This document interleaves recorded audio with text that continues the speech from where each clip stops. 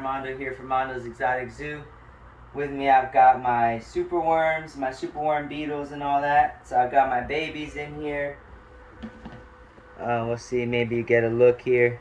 I'll put a little clip in there of me playing with one, a little bit of a bigger one. But yeah, it was one like that. So yeah, they're getting to be a pretty good size. We're going to use them to feed our little Ackie monitor Chandler. Our little top ender yellow Ackie monitor. So I've got a bunch more babies in here already. I was able to see them just through the tote. There was a ton of babies in here already. This is where my beetles are. So there's one beetle. There's a bunch of beetles. More. And then there's already babies in here that I was able to see. There goes one. So yeah, there's already babies in here. So what I'm going to do, I bought these containers, little sandwich containers, to make it easier to put them by the animals. I put holes in the lids because I had a traumatic experience with these when I didn't put holes in the lids. Alright, so I'm going to grab this here. I'm going to just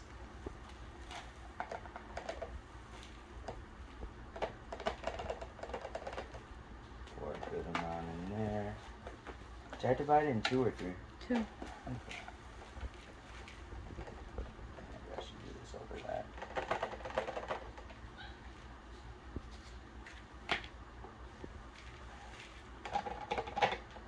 Alright, so I just do this so they can grow out more, and then also it'll just be easier to put them by the animals. Like I said, one of these can go right on top of Chandler's enclosure, one of them can go somewhere else. And they're pretty cool because, like, Chandler, he's such a little Ackie monitor, he's not going to eat a big giant superworm. But now I've got little superworms to grow along with him. So that's pretty cool.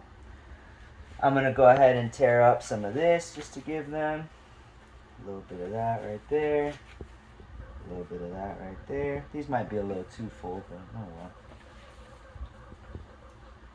Put in a few pieces of lettuce in here. Usually I use the spinach, but this spring mix came with the least amount of spinach ever. So usually I use the spinach because our tortoises and things like that really shouldn't have a crazy amount of spinach. So I picked that out and give it to these guys.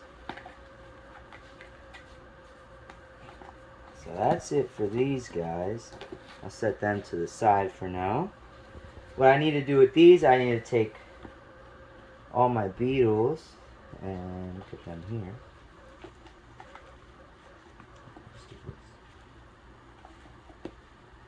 Just be fast.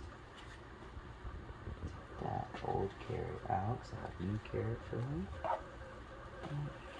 Of course, they're going to make it difficult.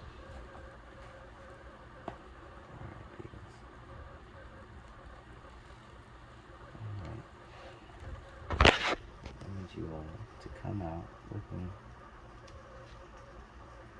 Come on, beetle. Come on, beetle. I need your babies. Alright, all of them go there. Pick out that old food.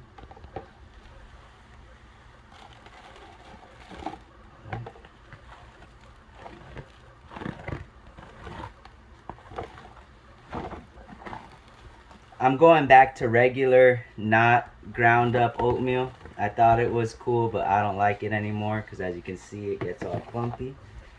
Originally, it was supposed to work to where my babies would drop down here. I worked super hard to drill all of these holes, but it didn't work properly. I'll refill it with oatmeal. This time I didn't grind it up. I like to make it nice and thick. Put everyone back in.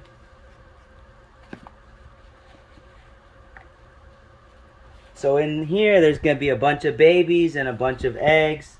So even if right now there's not a ton of babies, which there are, there'll be more and more every day as the eggs hatch. So I just put everyone back in. Like I said, I'll give them, boom, fresh carrot. Give these guys egg crate. Should I just put them in here maybe, or you think it's gonna be too much? Okay. Alright. Lechuita. Alright. That's it. So I just keep the cycle going. I got some big superworms I gotta take and set them aside to start turning into beetles again. And that's it. How you keep your superworm farm going.